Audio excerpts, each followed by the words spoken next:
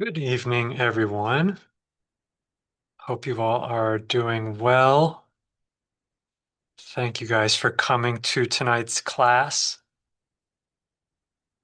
All right, I have got 6 o'clock, so we're going to go ahead and begin. Today's class is Next Steps in Genetic Genealogy. DNA tools and techniques at the intermediate level. My name is Josiah Schmidt. I am a history and genealogy specialist with the Emerson History and Genealogy Center here at St. Louis County Library. And I'm also a PhD candidate at Washington University in St. Louis, here to talk to you about one of my passions, which is synthesizing DNA data with doing history and family history research. Just wanted to let you guys know that this class or some version of it will be recorded and made available on the St. Louis County Library website and on our library's YouTube channel at some time in the not too distant future. Sometimes it takes a couple weeks or maybe even a couple of months for the recording to make it up online, but this will be online at some point. Okay, we will not be utilizing the chat or the hand raise features, so attendees can please ask questions by clicking on the Q&A icon on your Zoom application and typing your question or comment into that Q&A. Since we will be recording this presentation for future viewing and we want to have a nice clean recording, we're going to continue straight through the class without taking any questions, and then I will be happy to answer your questions at the end of this session.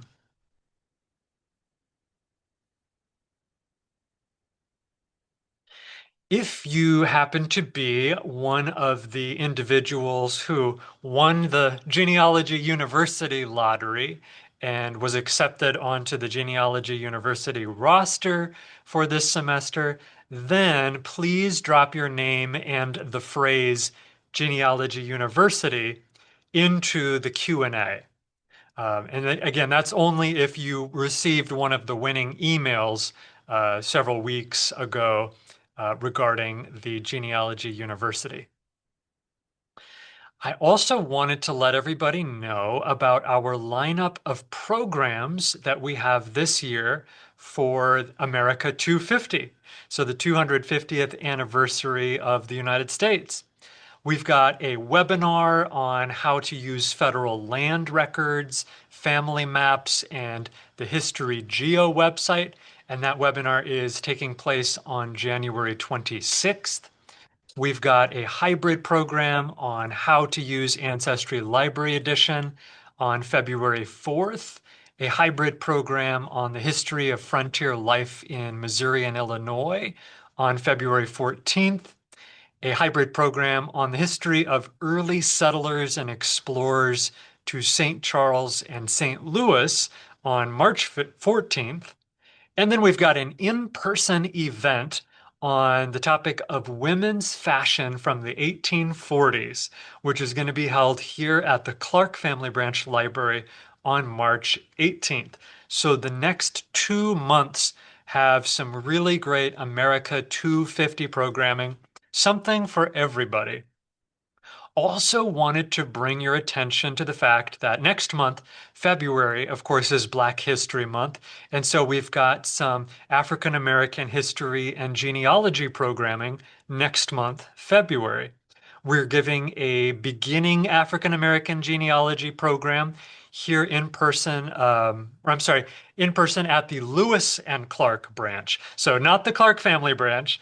If you want beginning African American genealogy, you'll go to the Lewis and Clark branch up in North County in Moline Acres on February 12th. Then a few days later, on February 18th, we're doing a virtual webinar that you can tune into via Zoom. We have professional genealogist and historian LaDonna Garner, who will be giving that webinar on unique issues for African American genealogy. And then about a week after that, on February 26th, we are having the award-winning speaker and author Doris Keevan Franke coming here to where I am at the Clark family branch in Ladue, and she is going to be giving an in-person program here on the topic of the Underground Railroad and Archer Alexander.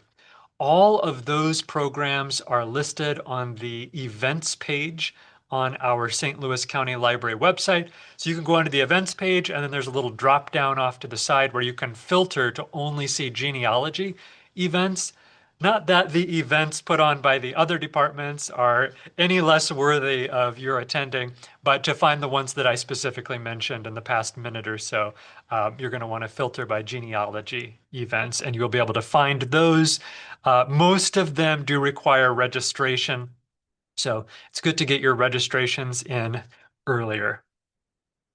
All right, let's jump into our program tonight. Next steps in genetic genealogy, DNA tools and techniques at the intermediate level.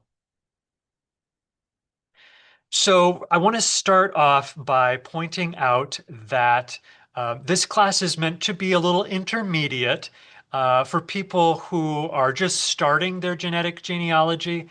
If any of the concepts in this class are a little difficult, you can also review our first level or beginner level genetic genealogy class that one of my colleagues gives, and that class is called First Steps in Genetic Genealogy. We have a YouTube recording of that class on our library YouTube channel. If anybody after this class wants to go back and um, refresh some of those more foundational concepts. So this is next steps in genetic genealogy. And here's an outline of some of the topics that we're going to discuss tonight. So we're going to discuss the DNA bubbling technique that was developed by the genetic genealogist Diane Southard. We're going to talk about working through NPEs, which stands for non-paternity events, or um, not the parent expected is another way that we can define that acronym. What happens when somebody is not actually the child of the person that you or they thought they were? Talking about how to work through that. We're going to explain the very effective leads method that was developed by the genetic genealogist Dana Leeds. And so that is a great method for organizing your DNA matches and getting a better idea of how they fit into your family tree. We're going to talk about the WADO tool, which is another fun acronym that stands for What Are the Odds? So that's a cool online tool. We'll also talk about a similar tool called Banyan, which has been developed by a genetic genealogist named Leah Larkin. We'll talk about how to do chromosome painting. We'll talk about how to understand X DNA.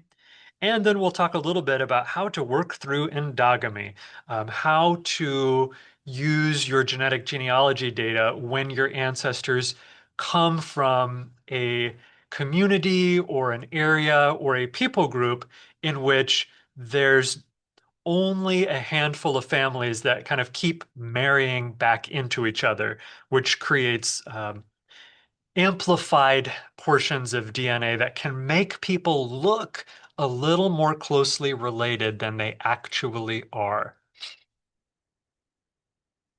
And just want to let everybody know that there's going to be a lot of information on this slideshow tonight, but all of the information on the slideshow is also on the handout, which everybody should have received in their email inbox, I think an hour or two ago. If that email with the handout is not in your email inbox, or if you registered for this last minute, please just send us an email at genealogy@slcl.org, and we will get you an electronic copy of the handout. Okay, continuing on, with DNA bubbles. So DNA bubbles is a term coined by the genetic genealogist Diane Southard.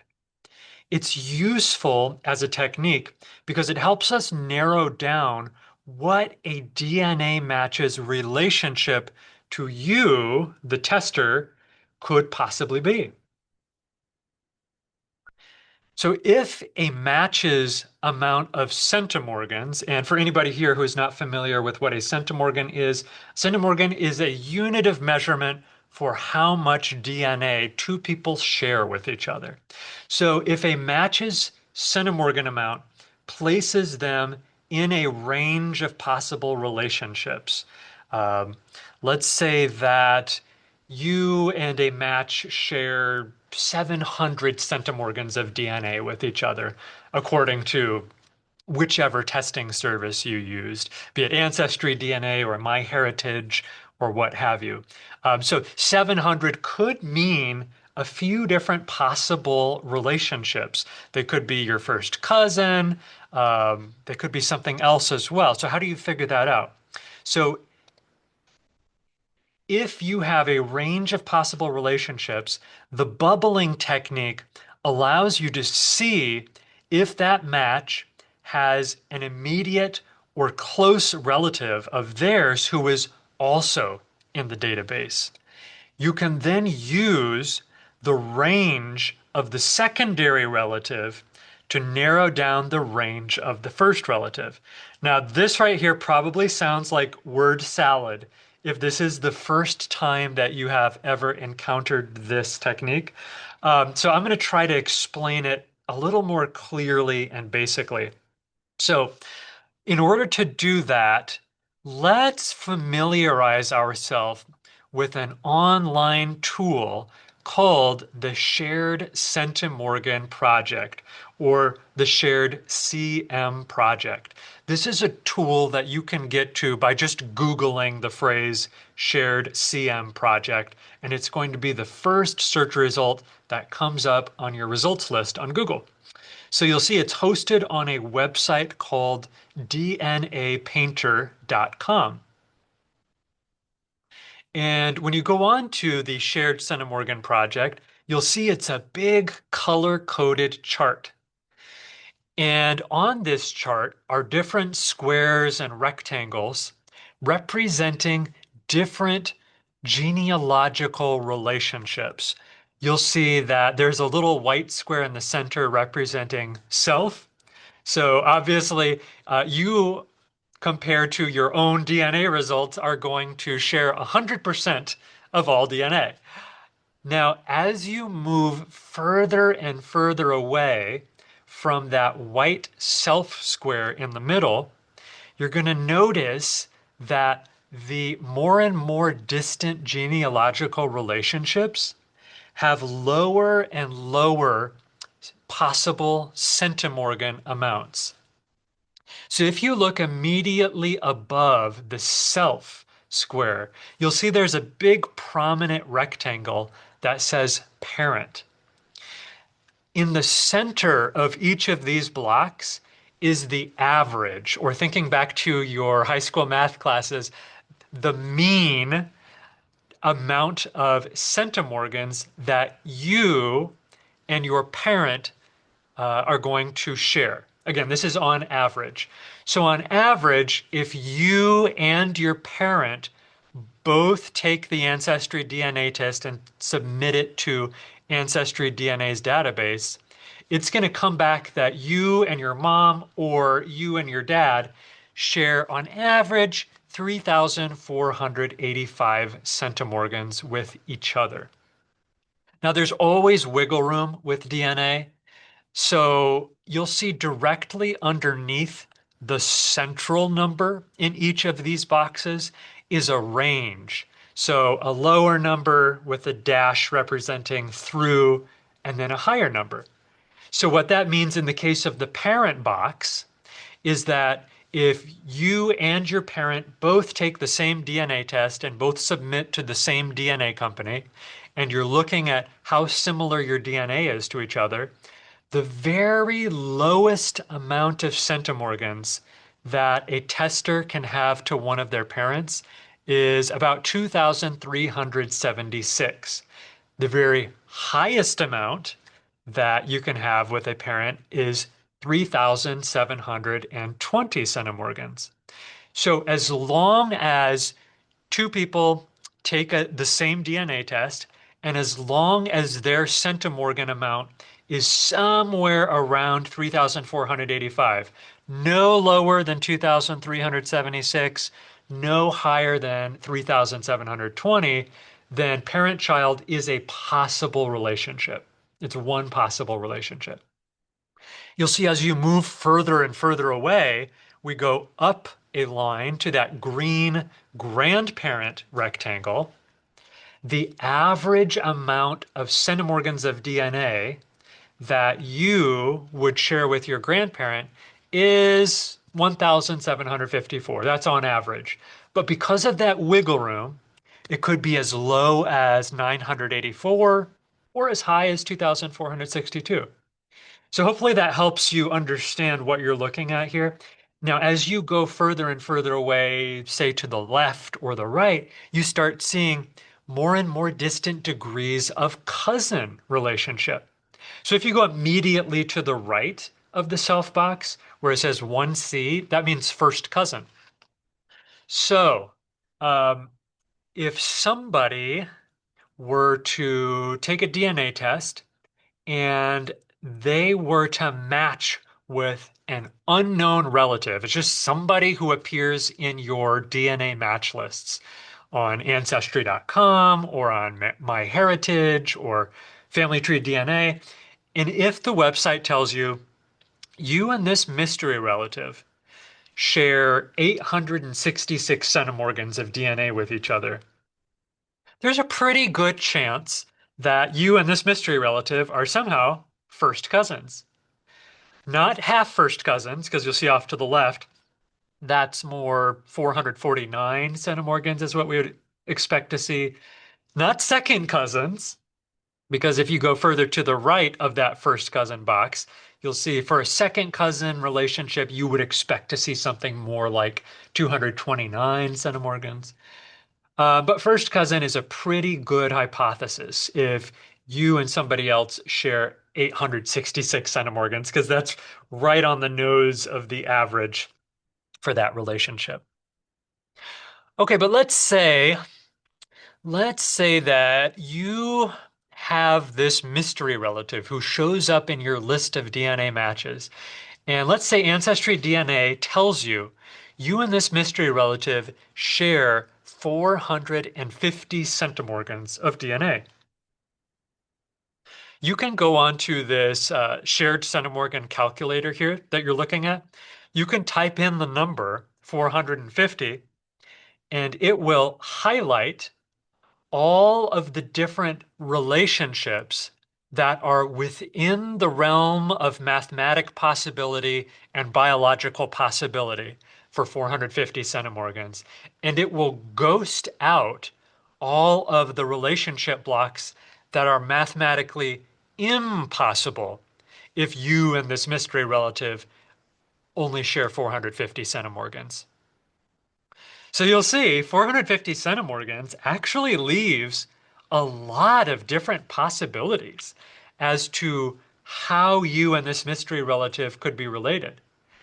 Some of these possible relationships feel a little more likely than others. You'll see if you look in the sort of top left corner, a half great uncle or a half great aunt seems fairly likely because that on average would be 431 centimorgans. Again, if we're talking 450 centimorgans, if you look off to the right, a first cousin once removed, where you see 1C, 1R, a first cousin once removed is also very, very possible because that on average is going to be 433 centimorgans, which is just a little removed from that 450 centimorgan amount. Or instead of being a half great uncle or aunt, maybe this is your great great uncle or aunt, because those on average share 420 centimorgans with you. But because there's wiggle room in DNA, technically, somebody who shares 450 centimorgans with you could also be, as you'll see in the gray box second from the top, could technically be your first cousin second removed. It's a little less likely, but it's still biologically possible. Again, they could be just your regular great aunt or great uncle. Um, the lowest possible amount for a regular great aunt or great uncle is 330. So 450 is still technically within that range of possibility. And then as you go down in that peach range, you see 2C, so second cousin. They could be your second cousin. It would be a little high for a second cousin, but it's still possible. They could be your first cousin twice removed. So there's all these different possibilities. So the beauty and the elegance of Diane Southard's DNA bubbling technique basically lies in this. If you've got tons of possible relationships that this 450 centimorgan relative could possibly have in relation to you, one of the ways you can start to narrow it down is if that mystery relative has a super close relative of their own who's also in the DNA database. So let's say that this mystery relative who shares 450 centimorgans with you, let's say that she has a full-blooded sister who is also in the database. So, regardless of whether you and the mystery relative are first cousins or great uncle or great aunt or second cousins or whatever, this mystery relative and her full-blooded sister are going to be in the same position on the family tree relative to you. If the mystery relative is your second cousin, then that means her full-blooded sibling would also be your second cousin. If the mystery relative is your great aunt, then that means her full-blooded sister would also be your great aunt. Hopefully that makes sense.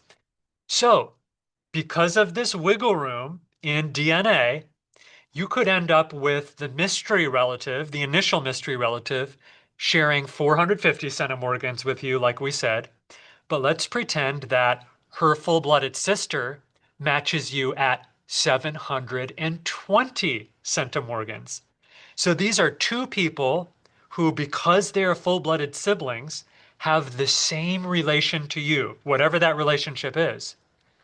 But because that relationship can encompass both 450, which is how many centimorgans the initial mystery relative shares with you, and can encompass 720, because that's what her full-blooded sister, the second mystery relative, shares with you, we now can only look at possible relationships that can encompass both a 450 match and a 720 match.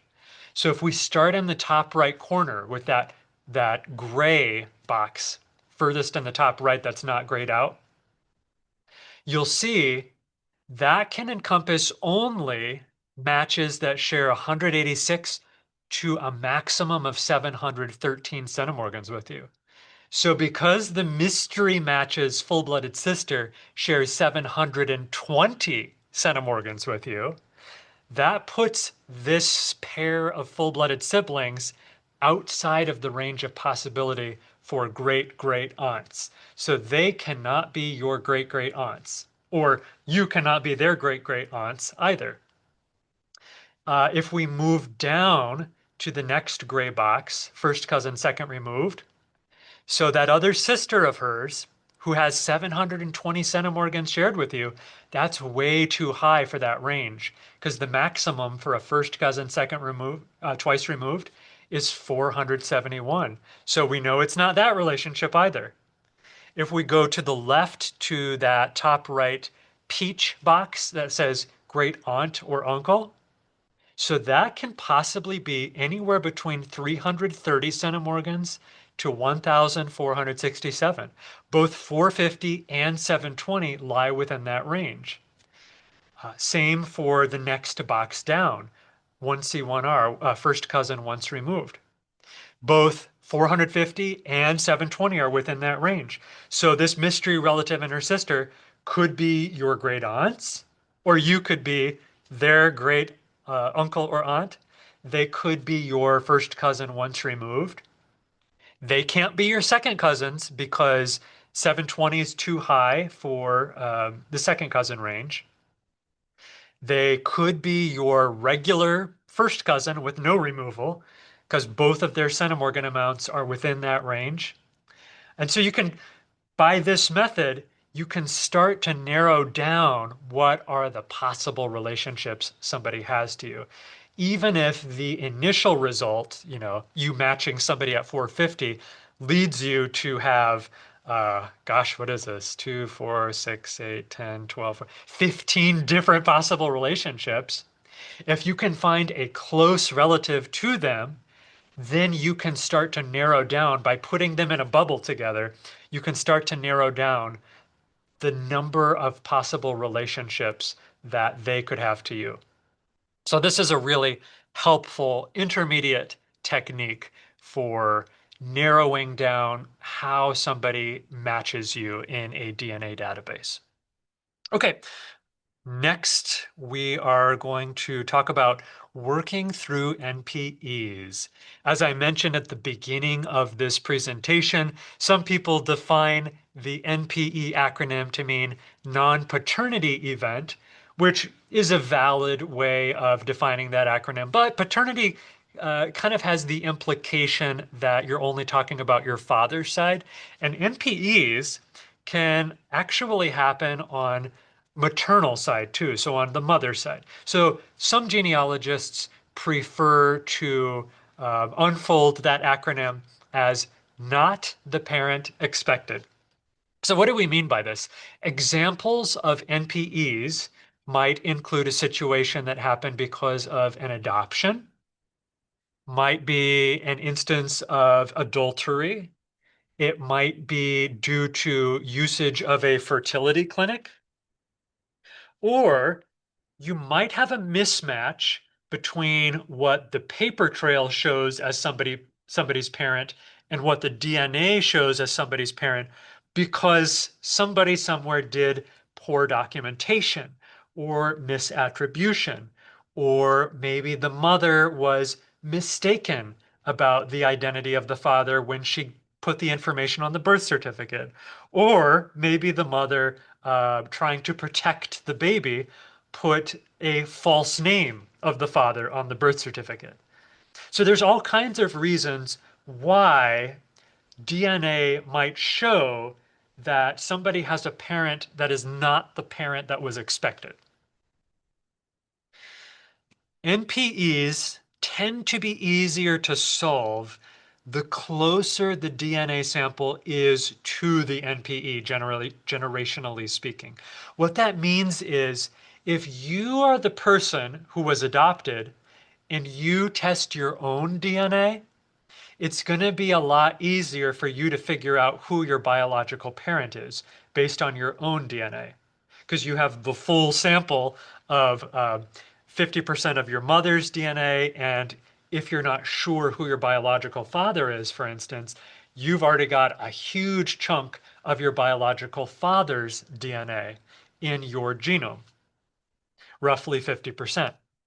But then if you are the adoptee, if your child tries to use their DNA to solve the mystery of who your biological parent is. So the child is trying to use their DNA to figure out who their biological grandparent is. Because the amount of DNA that your child has from your biological parent is cut in half compared to what you have, it's going to be a lot harder for your child to figure out who their biological grandparent is just by your child looking at their own DNA.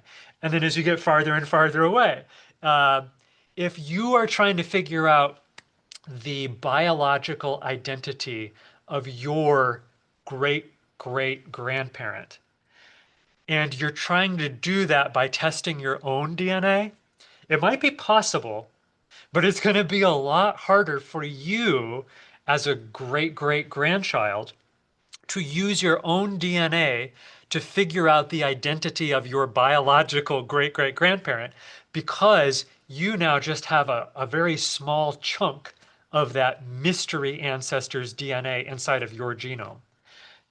That mystery ancestor's DNA is sitting there in your genome alongside the DNA of all your other great great grandparents. So it's much smaller and much harder to work with, but sometimes still possible. NPEs are also easier to solve when the family or the ancestors of the person who has the unknown parentage have roots in the United States. That is because the United States has much laxer and freer laws and regulations surrounding DNA testing. And it's also because American culture is much more open to doing DNA testing. So if you are an adoptee who was born in Eastern Europe or was born in East Asia or Russia or any of these places where uh, either DNA testing is legally restricted or where there's just a general culture of DNA testing is not something people do.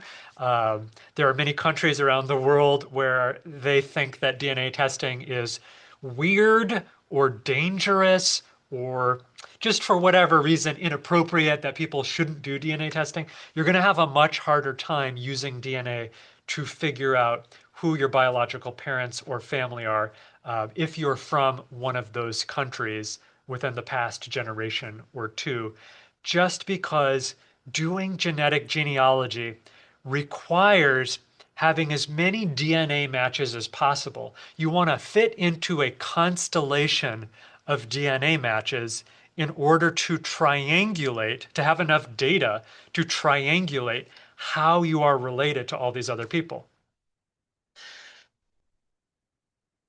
So some strategies for working through NPEs. Here's a basic order of tasks that can help you with this. So first, the tester is going to take a DNA test. They're going to purchase or receive a testing kit in a little box from a company like Ancestry DNA or MyHeritage or Family Tree DNA. And after they salivate into a tube or after they swab the inside of their cheeks with a Q-tip that's provided in the kit, they're going to put that back in the box, pop that box in the mail. The lab is going to process their sample, and eventually they're going to get an email telling them that they have received their DNA matches in their online portal or their online dashboard. So you're going to log into your Ancestry DNA account or your MyHeritage account. You're going to look at your matches, and then what you're going to want to do if you're working on an NPE problem is you're going to try to find the family trees of these mystery matches, or you're going to have to basically reverse engineer and build the family trees of these mystery matches, and you're going to build them backward until you find who are the common ancestors that are connecting all of these mystery cousins. Once you identify the common ancestors of these clusters of DNA matches, then you're going to start building the family trees of those ancestors back down again. So once you've identified who are the common ancestors of these matches, you're going to figure out, okay, I now know that I'm somehow relating to a bunch of descendants from ancestor X over here who lived in the 1800s and ancestor Y over here who lived in the 1800s. And now I'm going to figure out who are all the children of ancestor X, who are all their grandchildren, who are all their great grandchildren, who are all their great great grandchildren, all the way down to the present as much as you can. You're going to do the same for ancestor Y. If there's an ancestor Z that you've identified that a lot of your mystery cousins are descending from, you're going to do the same thing with them. You're basically going to figure out who are all of the descendants of these ancestors that all of my DNA matches seem to descend from. And once you do that, you're going to start looking for areas of overlap between these different descendancy trees.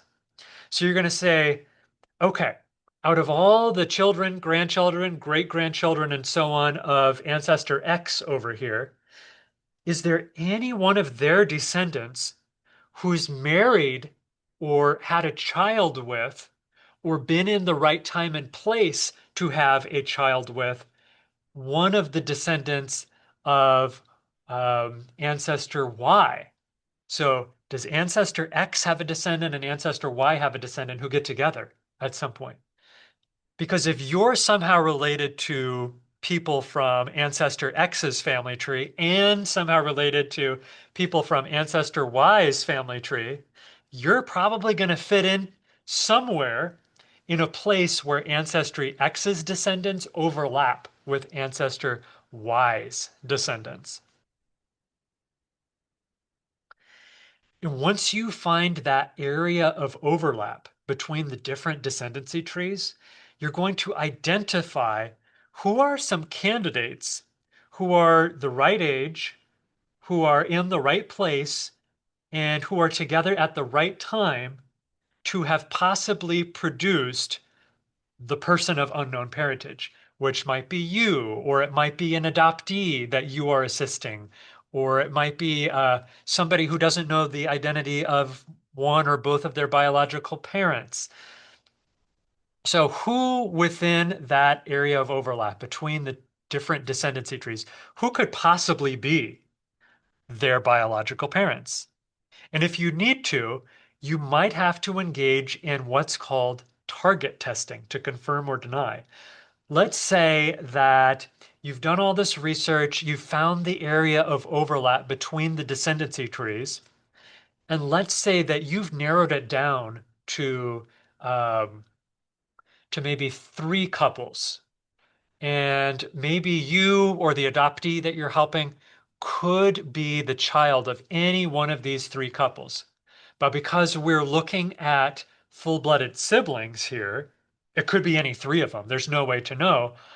And so target testing is when you carefully and tactfully start to approach members of that family and say, hey, here is this genealogical problem that I'm working on.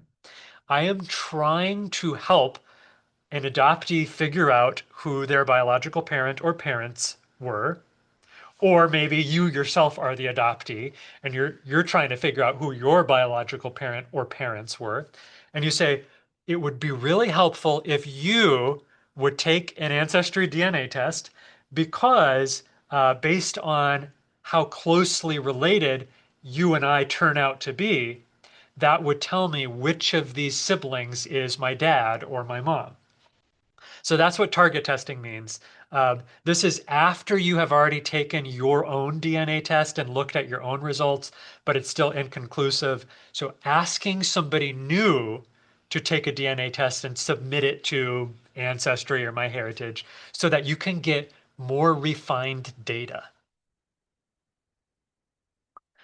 All right, here's another good technique for working through your DNA matches and figuring out how they fit together. And it's called the Leeds method. It's called the Leeds method because it was developed by a genetic genealogist named Dana Leeds. Now, the Leeds method requires the ability to view your DNA matches, what's called shared matches. So oftentimes with some of these genetic genealogy platforms like Ancestry DNA, that does sometimes require you to purchase a subscription, to upgrade your subscription so that you can see everybody else's shared matches. If you're working in 23andMe, for instance, you have to make a connection request for each match and get their permission. Um, so these leads charts are basically ways of clustering your matches based on who they share matches with you. What that means is you and a cousin in the DNA database are both going to be related to a cluster of other cousins. So if you were to, let's say that one of the branches of your family is the Johnson family, just to use a generic last name in America. If you were to go on to one of your Johnson cousins page, profile page on Ancestry DNA, and you were to click the link that says shared matches, it's going to show you a cluster of cousins who are all related to you and your Johnson cousin on the Johnson side of the family. But let's say that you have another side of your family, which we will just call the Smith side of the family. If you found cousin on Ancestry DNA that has the name Jacob Smith, for instance, and you look at their DNA profile on Ancestry DNA, if you were to click the shared matches button on your cousin Jacob Smith's profile, it's going to show you in the shared matches section a cluster of Smith cousins who are related to both you and Jacob on the Smith side of the family. So that cluster of Smith cousins are not Johnsons. So they're not going that cluster is not going to match with the Johnson side of the family. You are going to match with both the Smith cluster of cousins and the Johnson cluster of cousins because you inherited both Smith DNA and Johnson DNA. But your cluster of Smith cousins over on this side of the family, they might not have any Johnson DNA, and your cluster of Johnson cousins over on the other side of the family, they might not have any Smith DNA. So these clusters are going to kind of segregate from each other. And we can actually visualize these segregated clusters using the leads method in a program like Microsoft Excel or Google Sheets. So the leads method depends on being able to create a spreadsheet. So here is what looking at the shared matches section of your match page with the cousin looks like. So you'll see at the top of the screenshot, there's me and there's one of my first cousins twice removed. We share 3% of DNA, which comes out to about 237 centimorgans. You'll notice kind of just below that, where the white portion ends, there's these three links, trees, origins, and shared matches. You'll see I've clicked on shared matches here because that's highlighted. Now down below, you'll see this cluster of cousins. These are cousins who relate to both me and this this gal up at the top bubble, the one with the blonde hair and the glasses. So these are relatives down below. My mother, obviously, is one of them because this is a cousin on my maternal side of the family. So my mother relates to both myself and this blonde cousin in the bubble. There is a gal who is another first cousin, first cousin twice removed. You'll see just below my mother. She also relates to both me and the cousin at that bubble in the top. And then below that, you'll see with the blue silhouette icon, there's another first cousin twice removed who shares about 353 centimorgans with me. And he also relates to both me and the mystery cousin. So this is what we mean by shared matches. So how do we actually turn that into a leads chart? So this is kind of another blizzard of words here that I'm not going to actually read out this whole thing. This is also in your handout. But I'm going to show you visually what it looks like.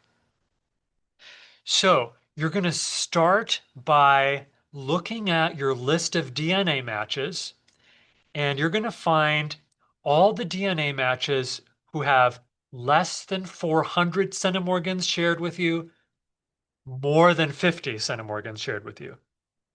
So if somebody shares 500 or even 402 centimorgans with you, is too high. You're going to leave them out of the leads chart.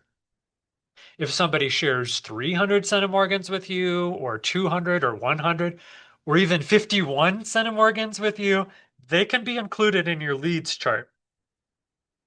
But if they share 49 centimorgans with you, 30, 20, 10, anything lower than 50, you're going to leave them out of the leads chart. So once you figure out who those cousins of yours are who share less than 400 but more than 50, you're going to go into your spreadsheet software, whether you prefer Microsoft Excel or Google Sheets, doesn't really matter. You could even write it on paper if you wanted to with a pen or a pencil. You're going to write out the name of each of your matches or the name of each of your cousins. And then in the second column, column B, you're going to write the amount of centimorgans that they share with you. So my cousin Dorothy shares 395 centimorgans with me. Sam shares 372 centimorgans with me. Betsy shares 308 centimorgans with me, and so on and so forth, all the way down the list. Okay?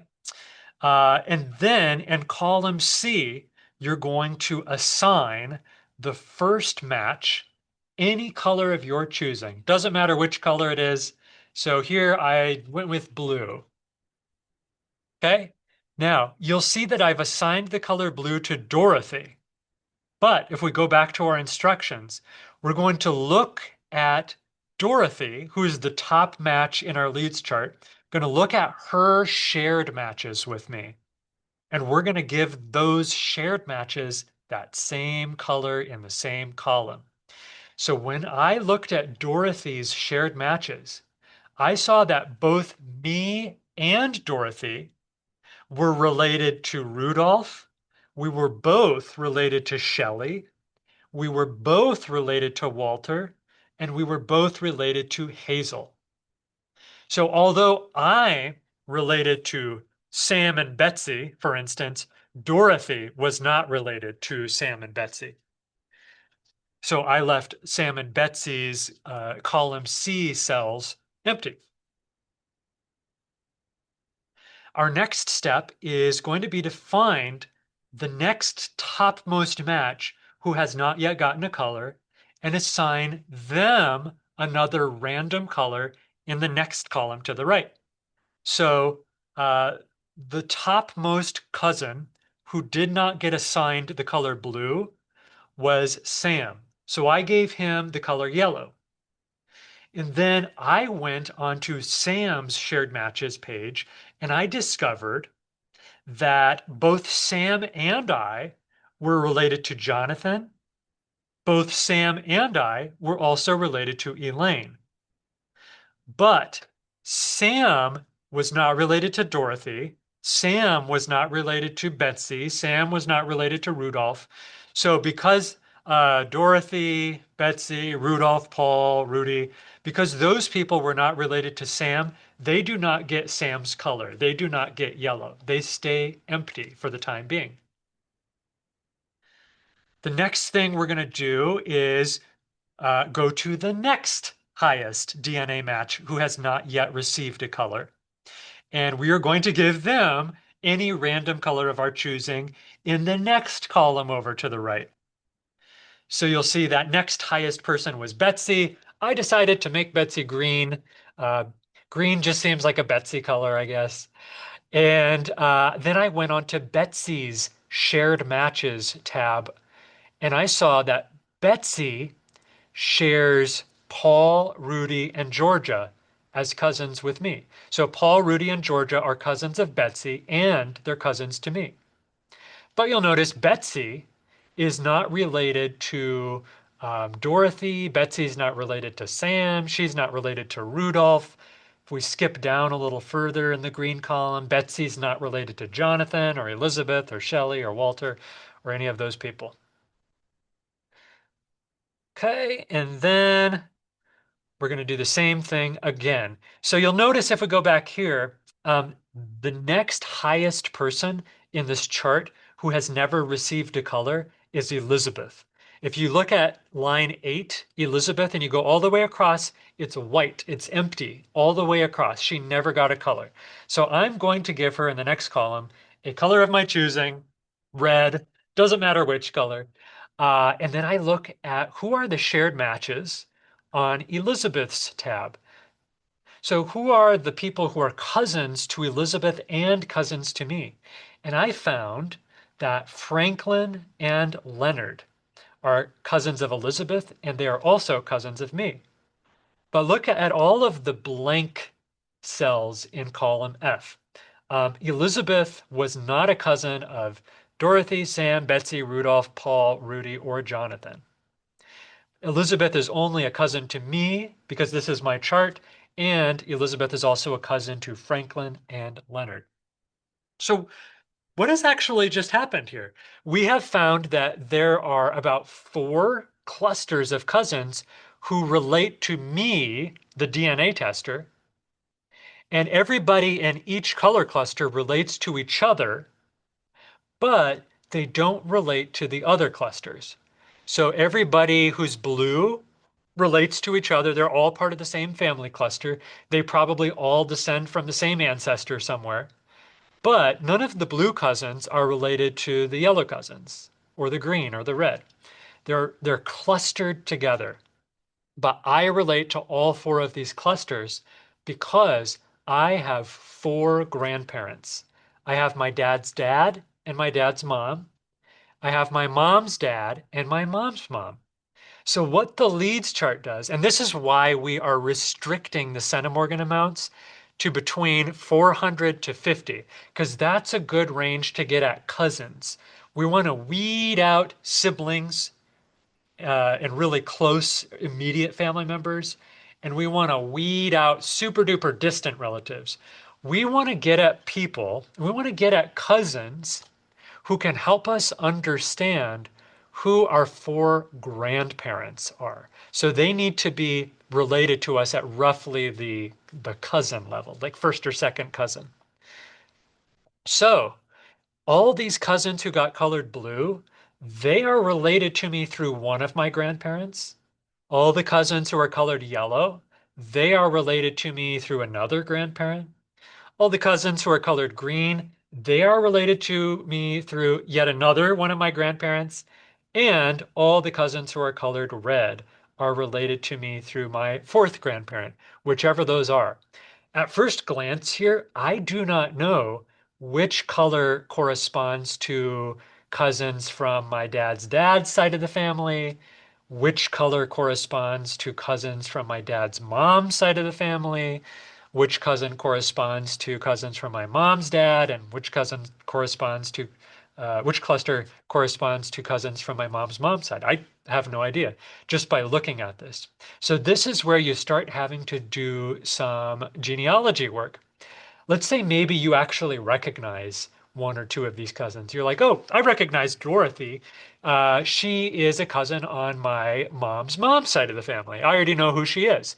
So I now know that everybody who got colored blue is also related to me on my mom's side of the family. If Shelley and Walter were unknown to me, if I were like, I have no idea who Shelley and Walter are, never heard of them before, they've never been at any of our family reunions, I don't know why they're showing up on my match list. Because they got colored blue in Dorothy's cluster, I now know, aha, Shelley and Walter are somehow related to me on my mom's side of the family, through that grandmother's side of the family. So that's one of the ways that you can use the leads chart to help narrow down who in the heck these mystery relatives are. So like I said, each cluster of similarly colored individuals represents a family cluster. These are people who all descend from a common ancestor at some point. In the most ideal case, and this illustration here is the ideal case, there are only 4 color clusters. And then it's really neat and tidy. You know that each cluster just corresponds to one of your grandparents. However, things aren't always that neat and tidy. If there's endogamy, for instance, if there's families who marry back into each other multiple times, you might end up with less than four clusters or more than four clusters. So, one of the ways to make the best amount of sense of your leads chart is to start, like I said, with the best documented members of the family cluster. Begin with the members of the cluster who you already know who they are and how they fit into your family tree, or the members of your cluster who um, already uploaded a very well-researched public family tree, and you can tell exactly who all of their ancestors and family members are. Start with those ancestors that give you the most amount of information, and then start trying to link other people in that color cluster to that more well-documented or more well-known member and figure out how they relate to them. You might have to do a little bit of sleuthing to find the ancestors of some of the less well-documented members of the family tree. And by sleuthing, I mean you might have to Google their name and see if they posted a family tree elsewhere on the internet. You might have to reach out to them and send them a private message asking them if they can tell you more about who their parents and grandparents and ancestors are so that you can uh, integrate them into your family tree and figure out how you're related. And if you're solving an NPE, a not the parent expected problem, you can then undertake that same NPE solving process that we outlined earlier. So building up to common ancestors and then building the ancestors' descendancy trees back down, trying to find areas of overlap. One of the really great tools for doing some of this stuff is WATO, which stands for What Are the Odds? It is a tool that, like that shared centimorgan calculator that I showed you at the beginning of this presentation, WATO is also available on DNApainter.com. WATO shows the possible positions of a person with uncertain parentage on a descendancy tree. It organizes the various possible positions in categories of likelihood. So zero probability for a person means that that position on the tree for that person is impossible, biologically and mathematically impossible. But keep in mind, when you're using WATO, even a probability of 1 is still possible. It's within the realm of possibility. I'm going to show you what this looks like. So this is a WATO tree, if you were to use the WATO tool on DNApainter.com. So this is a tree in which we've got an adoptee. We don't know how they fit into this family, but what we found is that this person has all of these cousins who show up in their DNA match list on MyHeritage. And we recorded all those cousins. You'll see in the tannish grayish rectangles at the top, for instance, they had a cousin show up in their DNA match list named Nor. Nor shared 283 centimorgans with this adoptee. Nor had a child who was also in the DNA database named Lao. Lao shared 133 centimorgans with the adoptee. Um, Nor had a cousin, a first cousin named Suz, who shared 223 centimorgans with the adoptee. So we basically took all the DNA matches and we plugged them into the WATO tool. The WATO tool then looked at all of the centimorgan numbers and it gave us possible places where the adoptee could fit into this tree of descendants of, if you look at the far left, Moshi and wife. So we found that huge chunk of the adoptee's cousins all somehow descend from this guy named Moishi. We don't know how the adoptee descends from Moishi. Is the adoptee one of Moishi's children? Is the adoptee one of Moishi's grandchildren? Does the adoptee fit into Moishi's daughter Grace's branch of the family tree? And if so, where? So you'll see all those blue rectangles at the bottom are places that Watto did the math on whether it was possible for the adoptee to fit in. So you will see that the hypothesis 7, the one that has the purple branch off there, so that would be a full-blooded sibling of Grace, Davis, and Annie. And Watto, based on all the centimorgan numbers of the matches, Watto gave hypothesis 7 a score of 0, which means that the adoptee cannot possibly be a full-blooded sibling of Grace, Davis, and Annie. But if you look further down, the differently colored branch off, the black branch off, that indicates that maybe this is a half sibling of Grace, Davis, and Annie. So maybe Moshi had another wife at some point and had a child with that wife. Watto gave that hypothesis a score of 1.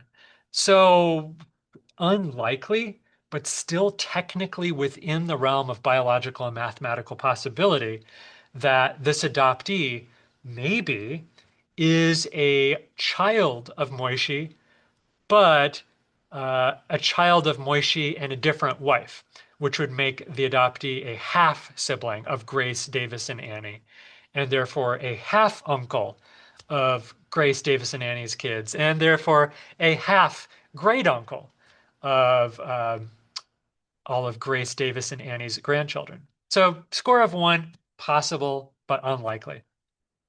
Is it also possible that our adoptee could be a just regular grandson of Moishi and his wife? So a regular full-blooded nephew of Grace, Davis, and Annie. That's hypothesis 8. And Watto gave hypothesis 8 a score of 1. So within the realm of mathematical possibility, but still not super likely. You'll see there are all these other hypotheses that the Watto tool ran the calculations on. And you'll see there are a couple of hypotheses that are actually really, really likely. One of the hypotheses is that our adoptee is a grandchild of Grace. So that would make them a first cousin of and Rob and Shah.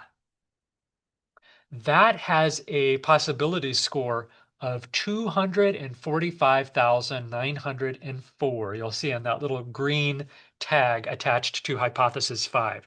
So that is the most likely. It doesn't guarantee that that is actually the correct relationship, but based on the math that the Watto tool was able to do with the cousins that we inputted in and their centimorgan amounts, hypothesis 5 is pretty darn likely.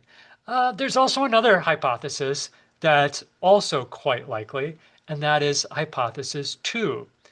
That is the hypothesis that our adoptee is a great grandson of Grace, which means that they would be a first cousin 1 generation removed from Shah, Rob, and And. So that's hypothesis 2. That has a score of 4,704 likelihood. You'll see hypothesis 1 is totally impossible. Hypothesis 3 to the right of hypothesis 2. Hypothesis 3 is totally impossible.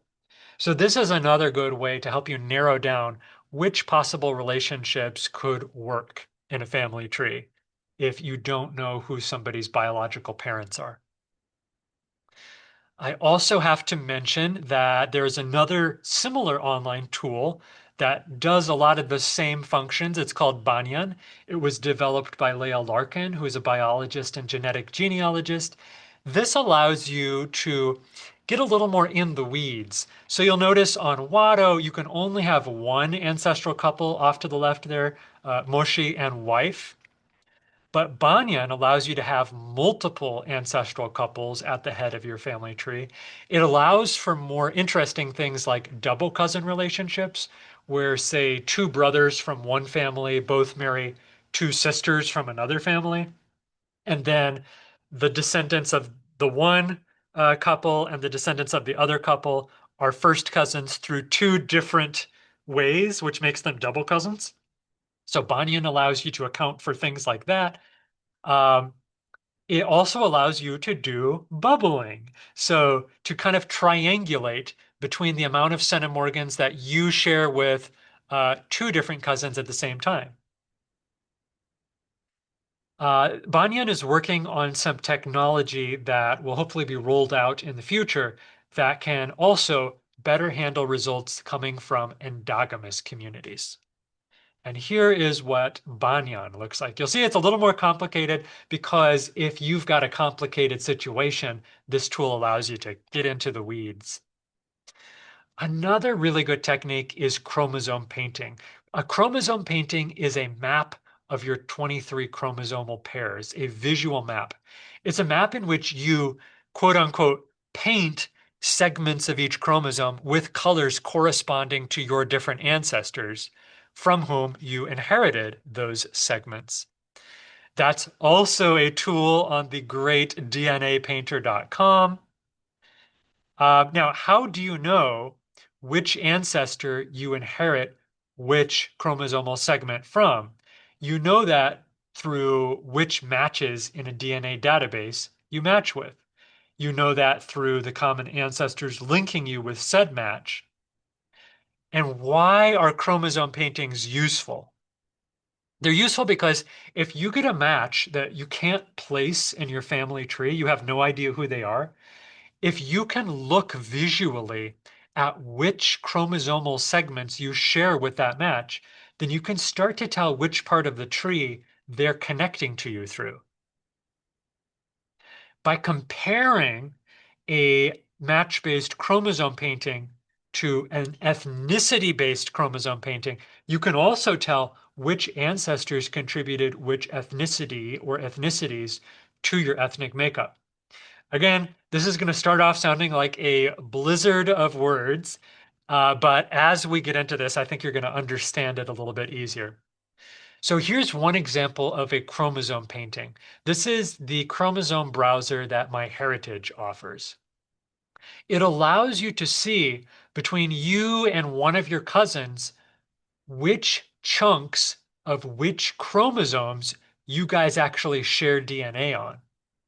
So if both you and one of your cousins both test in the MyHeritage database and you look at your chromosome browser together, you might notice that you both share an identical stretch of genes about halfway through chromosome number 1, near the end of chromosome number 6. You'll see this is highlighted in purple.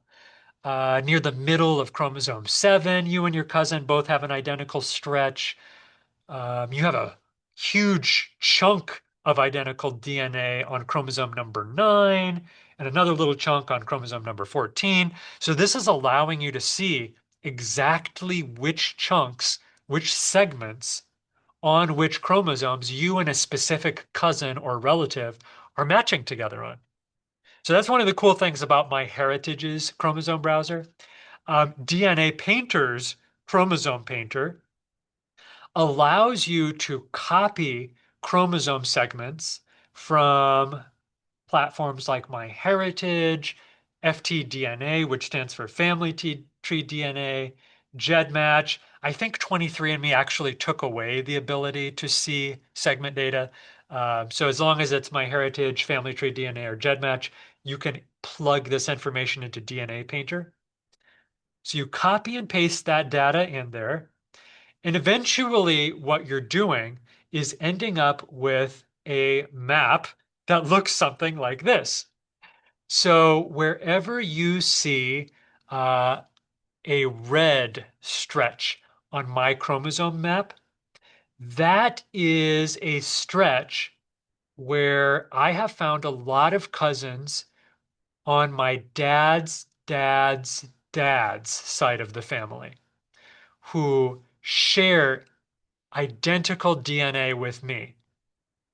So if I get a new cousin and I have no idea who they are or how they're related to me, if I can look at what segments of what chromosomes the mystery match and I share, and I can compare it to my DNA map that I've made over here, if I see that he and I share the same identical stretch of chromosome 1 that corresponds to that chunk towards the left that's highlighted in red, then I can be like, aha, so um, this mystery cousin must somehow relate to me through my dad's dad's side of the family because so many other of my cousins on my dad's dad side of the family match with me on that stretch of chromosome 1. So so I've painted that red because so many cousins match with me on that stretch. And then where you see blue, the dark blue color, that represents stretches of DNA where I found lots of cousins who match with me on my dad's mom's side of the family. That they all seem to have this stretch of shared DNA with me in the middle of chromosome 1. So on and so forth. You assign different colors for different sides of your family, and then based on where the cousins from those sides of your family are matching you on chromosome 1, chromosome 2, chromosome 3, what have you, you can color those in and see uh, what this is basically telling me is that wherever you see a red stretch, I inherited that stretch of DNA from my dad's dad. Wherever you see a blue stretch of DNA, I inherited that stretch of DNA from my dad's mom. Wherever you see a yellow stretch of DNA, that is DNA that I inherited from my mom's dad's mom. So you can really drill down deep and see which ancestor exactly gave you each chunk of your DNA in your genome. We can also say a little bit about xDNA. So hopefully most of you on this webinar are familiar with the terms Y-DNA, mitochondrial DNA. So out of our DNA, one chunk of that DNA is called the sex chromosomes. And those are the chromosomes that play the largest part in determining whether you are biologically male or biologically female. If you inherit your dad's Y chromosome and one of your mom's X chromosomes, your YX, you are vastly more likely to be biologically male. If you inherit one of your mom's X chromosomes and you inherit your dad's X chromosome, then you are vastly more likely to be biologically female.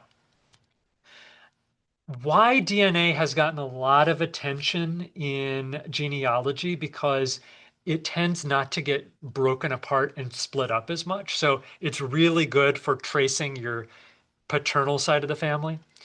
But xDNA, the genes on your X chromosome or X chromosomes, uh, that hasn't gotten as much attention, but it's starting to get a little bit more attention in genealogy.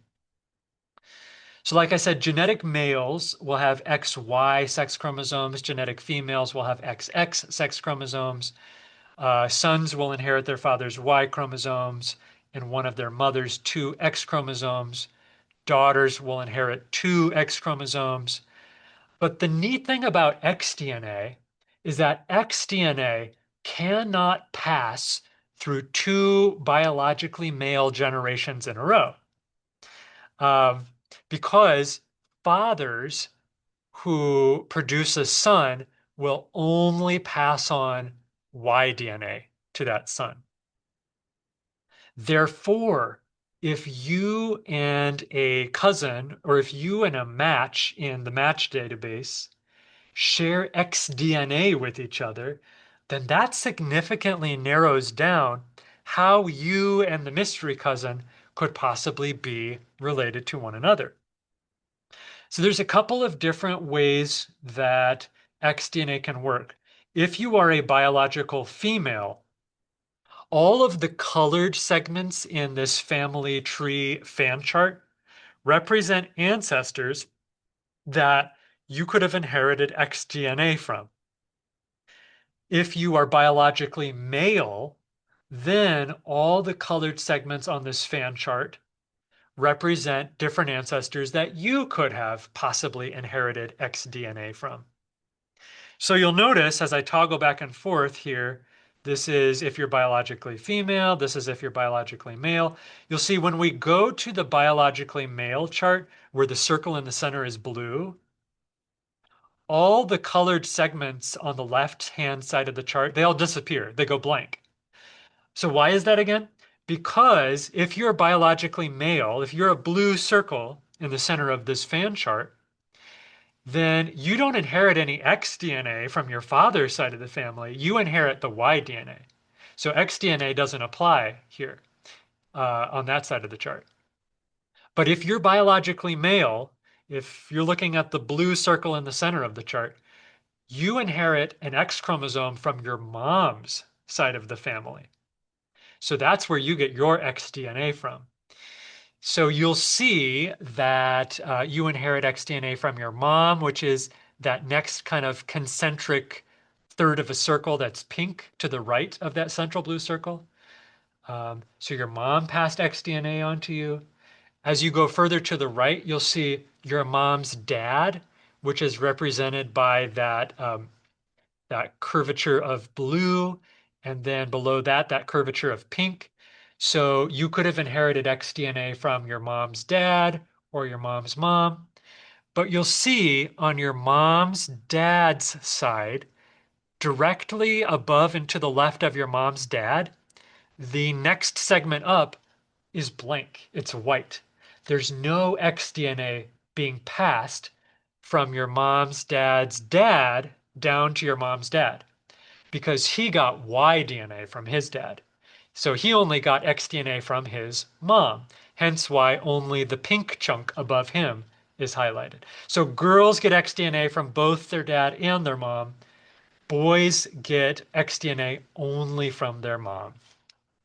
And again, going back to if you are a female who's done the DNA test, there's a pink circle in the middle of the chart. So that significantly widens the ancestors that could have passed X DNA down to you. Now, what does this mean for genealogy? So if you test your DNA and you upload your DNA to gedmatch.com or familytree.com, familytreedna.com, and it says that you and a mystery cousin share some X DNA with each other. That means if you are male, for instance, if you're looking at this chart and you are the blue circle in the center, if you and a mystery cousin share X DNA with each other, you and the mystery cousin cannot possibly be related through your dad's side of the family because you didn't get any X DNA from your dad's side of the family. If you look off to the left-hand side of this fan chart, it's all blank, it's all white. Now, you and the mystery cousin could have both gotten shared X DNA from your mom. You could have both inherited that shared X DNA from your mom's mom or your mom's dad. But you and the mystery cousin, if you share X DNA together, you guys cannot possibly be related on your mom's dad's side of the family because that's not how X DNA gets passed down. So that's one of the ways you can tell how somebody's related to you. If they are a mystery cousin, you're not sure who in the heck they are, but you can see on GEDmatch or Family Tree DNA that you and the mystery cousin share X DNA. That can be an important clue for you. And then lastly, what to do if you're working through endogamy. So without endogamy, Generally, 7 to 15 centimorgans is the lowest threshold for a match to be genealogically significant. If it's below, 7 to 15 centimorgans, if it's 5 centimorgans you match somebody with, that could just be a false positive. That is so little DNA that it could just be because um, you both come from the same country or the same region, or you're both human beings. But if you've got endogamy, if you and another person come from a community in which there were multiple families marrying back into each other over and over, then it might be the case that anything below 20 to 30 centimorgans is what you need to look for to have a meaningful genealogical relationship with this person. Maybe with an endogamous community, if you match somebody at 15 centimorgans, that could just be because you have the same several pairs of distant ancestors from 1,000 years ago, not because there is a recent meaningful genealogical relationship between the two of you. So endogamy, or families kind of interbreeding and marrying back into each other over and over, endogamy can amplify the number of centimorgans that you share with somebody, making it seem like you're more closely related than you actually are. So some examples of some communities where it is more common to find genetic endogamy. So you might find endogamous genetic communities among groups like the Amish, among Appalachian settlers.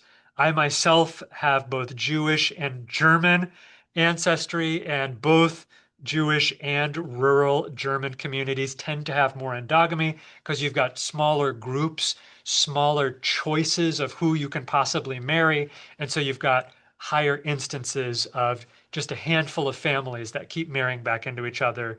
Uh, Places that are geographically isolated, like Pacific Islands, you'll often find more endogamy there. And of course, if you come from a royal family, because that is endogamy through choice, because there were kind of cultural, political norms about monarchs marrying their children off to cousins in order to keep property and wealth and power within the family.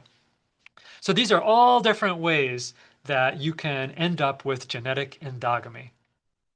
So what endogamy is and what it is not. So endogamy, just like I said, means that you've got a certain number of families that marry into each other multiple times. Endogamy does not mean inbreeding. So when I'm saying that a group is endogamous, I am not saying that they are inbred, that you have like siblings marrying each other or first cousins marrying each other necessarily. Endogamous could just mean that you've got routine marriages of fourth cousins or fifth cousins or sixth cousins. Some important terms when it comes to endogamy. So, endogamy can mean that you get identical by descent or IBD segments. Those are shared DNA segments that you inherit from a common ancestor, or identical by state or IBS segments. So those are shared DNA segments that are inherited by random chance or by virtue of being common to many humans or all humans. And endogamy looks different in different communities. So, for instance, here is an example of an endogamous family tree. This is the family tree of the Seleucid pharaohs of Egypt. So these are the Hellenized Greek pharaohs that took over the kingdom of Egypt after the conquest of Alexander the Great. They brought with them a strong tradition of endogamy, keeping power in the family. So you will have, for instance, Cleopatra the First and Ptolemy the Fifth getting married. Down here, they are producing Cleopatra the Second and another Ptolemy. Cleopatra II produces Ptolemy VIII and Cleopatra III. So Ptolemy VIII and Cleopatra III are half siblings. Those half siblings get married, and they produce Cleopatra IV and Ptolemy the Ninth. Cleopatra IV and Ptolemy the Ninth are full-blooded siblings, and they get married and produce Ptolemy the 11th. So this is an example of a tree that is both endogamous and literally inbred. Um, Not all endogamous family trees loop back into each other this closely. If you look at like the English and German royal families, usually with those families, they try to keep it to at least first cousins or more distant than that. And then there are other endogamous communities like the Amish, where you might not see marriages closer than, say, third cousins. So they're all different kind of styles of endogamy that you might come across. Now, if you have to work through endogamous situations, here's some ways that you might be able to tell if you are dealing with an endogamous situation. If you're looking at your ancestry DNA match list, and if it gives you more than a few thousand matches who are fourth cousins or closer, if it tells you you have like 10,000 fourth cousins or 20,000 fourth cousins, a lot of those might be false positive fourth cousins who look more closely related to you than they actually are because you're coming from an endogamous background. Most people without a lot of endogamy will only have about 2,000 cousins who are in the fourth cousin or closer range. If you have cousins with well-established relationships, but you and this cousin somehow have more DNA than what that shared centimorgan calculator that we looked at the beginning of this presentation, what that indicates is the average, then that might also be a situation of endogamy. So if a normal first cousin relationship is 866 centimorgans, but you and your first cousin actually share 1,300 centimorgans, that might be because you guys are coming from an endogamous background. Uh, Maybe you come from an Amish or a German or a Jewish or a royal background, and that's why. That could be why. If you're looking at shared chromosome segments with somebody and you notice that instead of having a few long stretches of segments, instead you notice that you and somebody else share tons of tiny little blips of segments, that could also be an indication of uh, you sharing an endogamous background with this person because your relationship to them is coming from a lot of different ancestors way, way far back in the family tree, not from a recent ancestor who gave you both large chunks of identical DNA. So the number of centimorgans to look out for in that situation is if you've got a lot of shared segments with somebody and all of those segments are smaller than 7 centimorgans each. Another way that can be an indicator of endogamous background is if you do a leads chart and it comes out looking like this. So if you do a leads chart and you've got tons and tons of different clusters and lots of overlap between the clusters, people fitting into both the blue and the orange and the purple and the red and the light green, that's also an indicator that people are relating to you through multiple branches of your family. So they're related to you on your mom's side of the family. They're related to you on your dad's side of the family, on your dad's mom. So that is another indicator that if you try to do a leads chart and it looks all over the place like this, that you might be working with an endogamous background. So to parse through that, Ancestry DNA tries its best to really help with this. They've incorporated an algorithm called Timber, which finds genetic sequences that are overly common among humans or among humans in general, so-called pileup regions, and it tries to underweight them. So if there's just chunks of DNA that all French people have or that all Chinese people have, and Ancestry's DNA algorithm notices that, it's going to underweight those chunks so that it doesn't make you look like you are cousins with every single person in France or you're cousins with every single person in China, so that it can help you narrow down on those more genealogically meaningful shared DNA segments.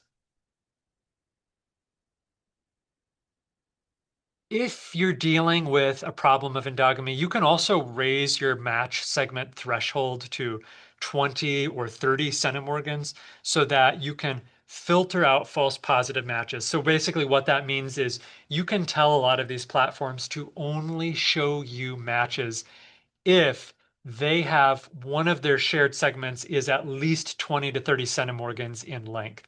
So that's filtering out matches that only match you because they have a gazillion tiny little shared segments. That can be a way to work through some of that endogamy. You can also look for individual matches that just have larger segments of shared DNA.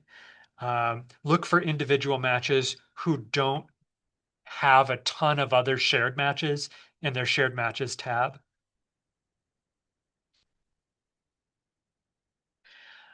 So those are the intermediate techniques and technologies. I'm now going to start taking a look at the questions that were dropped into our Q&A, and we'll start working through some of those. Okay, so we've got our Genealogy University participants who dropped their name in the Q&A. So somebody asked, what could I do with 23andMe data? As they were going bankrupt, I downloaded the data and deleted my account. Are there any tools available to receive the 23andMe data and to analyze it?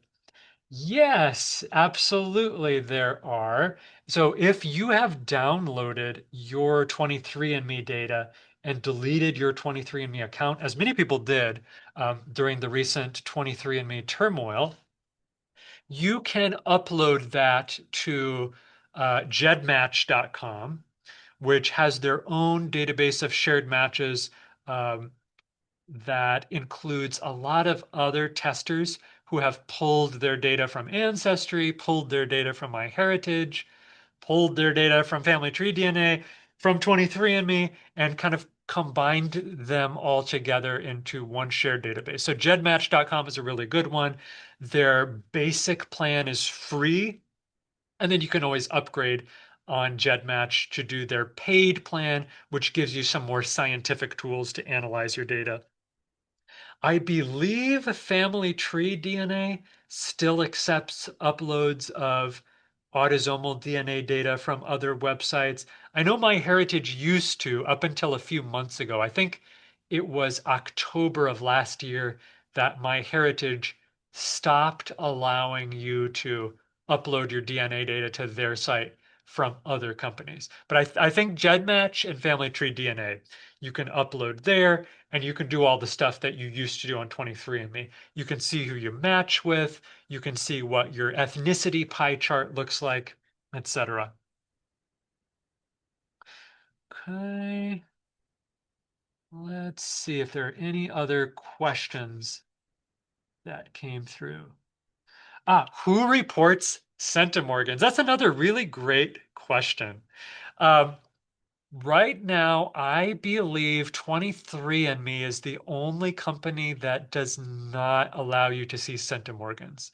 At last I checked, you can see centimorgans shared with your cousins or your matches through Ancestry, MyHeritage, FamilyTreeDNA.com, and GEDmatch, just not 23andMe. Yeah.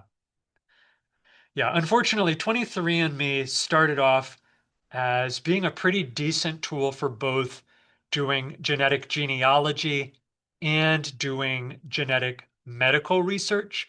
So telling you stuff about your family tree and telling you stuff about your health and your body and your medical situation.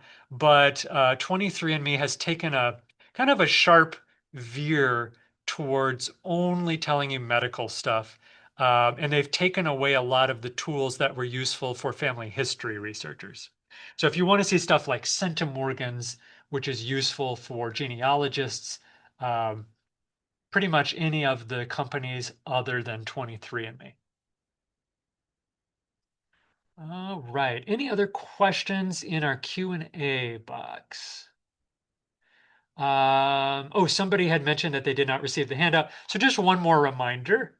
If you did not receive the handout in your email inbox earlier this afternoon, just shoot us an email at this email address you see on the screen right here, genealogy@slcl.org, and let us know that you would like the handout from the Next Steps in Genetic Genealogy program, and we will send that right over to you.